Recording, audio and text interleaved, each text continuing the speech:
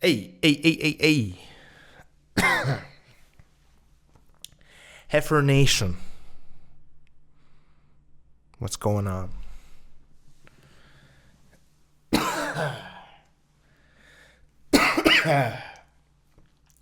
Please forgive my disheveled appearance and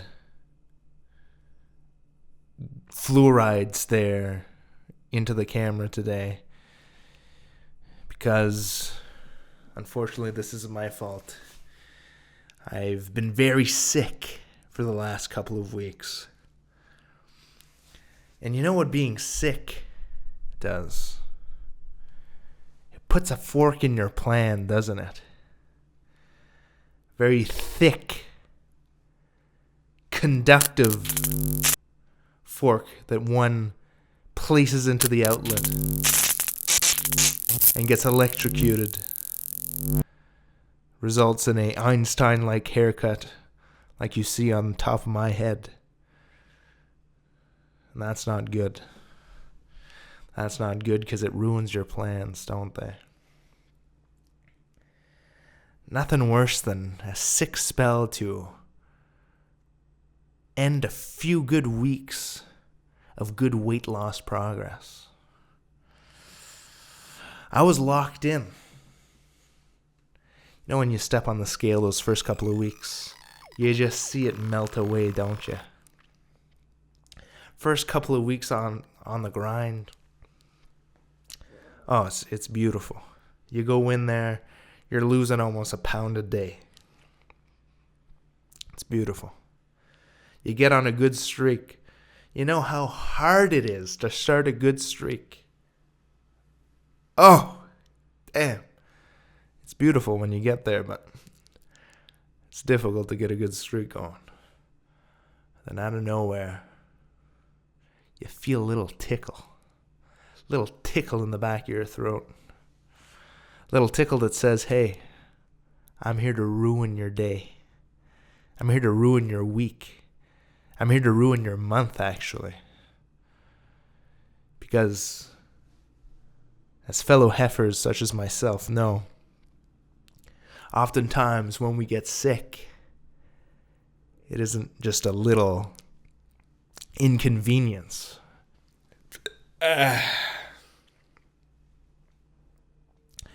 It'll bring you from the seventh circle of heaven all the way down to purgatory and into hell, as you realized, damn, all that work I put in is now gone once again.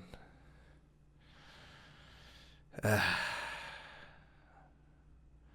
know, the first couple of days, I told myself, I was like, hey, I'm not going to let this illness ruin these nice few weeks I got going right now. I'm going to keep on going. But it's easy to say that when you have a little tickle in your throat and you're not sweating bullets in bed, having a feverish demeanor. When you're in bed with those fever dreams and you're going in between sweating bullets to freezing, shivering in your bed, then it gets a lot harder to be disciplined and to say to yourself, hey, I'm going to do what's right. I'm not going to resort to comfort food to get me through this difficult time. But you know what? That's exactly what happened. Day 2 of suffering in my bed in a feverish state, I said, you know what? I had enough of this. To heck with those weeks of progress I put in. I'm ordering myself Uber Eats. And instead of a fruit platter or something that would actually help me to get better, nah, we're going straight to the fast food section. We're going straight to Burger Town, dude. I'm looking at the selection. I'm seeing Five Guys. I'm seeing McDonald's. I'm seeing Wendy's. That feverish sweat's got me so bad I'm looking at Arby's and I'm saying, damn, that looks good. That's when you know you're far gone. You're looking at the horsey sauce Arby's, dude. It gets a little tingle going up and down your spine. That's when you know the devil's got you, dude. He's got you by the gut. The devil doesn't attack our pride. When it comes to us heifers, grabs us right by the gluttony. He knows how to get us down, doesn't he? Oh. And then you're in there and you make so many excuses, eh? You're like, oh, but I'm feeling so bad and sick right now. You know, I deserve this. It'll make me feel better. I need some food right now, dude. The copium starts piling up and you're like, hey, I need fuel. Food is fuel, don't you know? Food is what's going to get me out of this mess. Never mind that what you're ordering is a food-like product, literal slop put together in a lab to activate all your dopamine circuits to make you go absolutely nuts. And at the bare bones, when you look a little closer at the slop, you notice there's no nutritional value whatsoever. But that's not what you're thinking in those moments when you're down in the dumps. You're in your bed, you're sweating. You're feverish. You're delirious.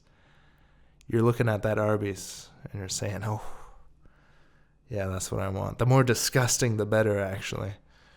I'm looking at that Arby's and I'm saying, regular roast beef sandwich? No. I want the animal sandwich, dude. I want the most disgusting thing on the menu. And that's what I'm going to eat. And that's what's going to make me feel better. Yes. So that's what you do, right? You get in there, put it in your basket, and you press that magic button, the order button. You go to the tip section. You leave a $0 tip. You say, nah, I can't afford this tip. This dude's just going to have to slog through the snow to bring me this Arby's horsey sauce untipped. And then you wait, and your mouth is watering in bed, isn't it? It's just, oh, you can't wait. You can't wait for that shit to arrive. You might even go into the fridge and have yourself something to eat in the meantime. Then you finally get that notification. Samir has arrived with your Arby's horsey sauce monster catastrophe sandwich that you're ready to devour with gusto. And you make your way down, you collect your order. And then you have a final opportunity. You know what? You had that snack in the fridge, and it satiated some of that hunger, and you're like, maybe I don't need to consume this monstrous abomination of a sandwich to make myself feel better in this sickened state. But then your mind goes back to work. The devil goes back to work in your brain. And after it's done attacking your primal lizard brain, it goes straight to the prefrontal cortex and it attacks you with cope. Straight to the sunken cost fallacy. You go right to I already spent the money. I already made poor Samir log through the snow to bring me this animal sandwich. I left him 0 tip. And now I'm not going to eat the sandwich? Come on. That would be an affront to God, an affront to poor Samir, an affront to my gut, who is a little satiated because of that snack I had in the fridge, but I'm telling you, no, it needs this animal sandwich right now. And sometimes you manage to get that strength to be able to say, you know what, I'm going to make the right decision here. But then you make the mistake of leaving it out on the counter. You don't throw it out. Wrap her down. You need to if any heifers around here know exactly what I'm talking about.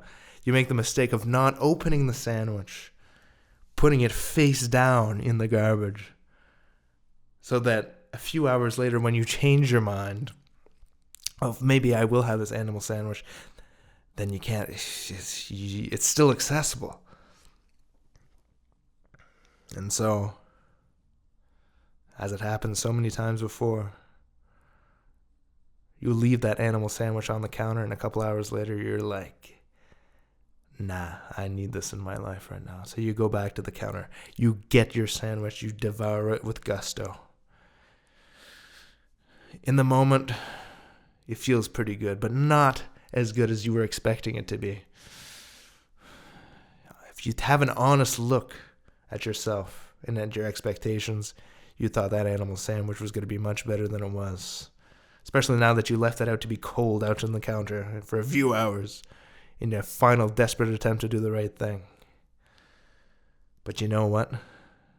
You're a heifer. You're like me. And it doesn't matter if it tastes very good, does it? Because it has that grease in there. It has that caloric density. It has that perfect concoction to make your brain fire in just the right way, to where you say, this tastes like garbage, but I'm still gonna eat it. I actively don't like the taste of what I'm consuming. It tastes like slop. I know it is slop, and I'm gonna eat it anyway. That's right. I know you know what I'm talking about. I know you know what I'm talking about. That's the worst. You know it tastes like garbage.